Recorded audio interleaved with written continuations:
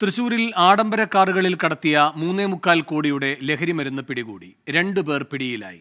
ലഹരിവിരുദ്ധ സ്ക്വാഡും പീച്ചി പോലീസും കുതിരാനിൽ നടത്തിയ വാഹന പരിശോധനയിലാണ് ലഹരിമരുന്ന് പിടികൂടിയത്. സൂരജ് സജി തൃശൂരിൽ നിന്ന് കൂടുതൽ വിവരങ്ങളുമായി ചേരുന്നു. സൂരജ്, എന്താണ് ലഭിക്കുന്ന വിവരങ്ങൾ?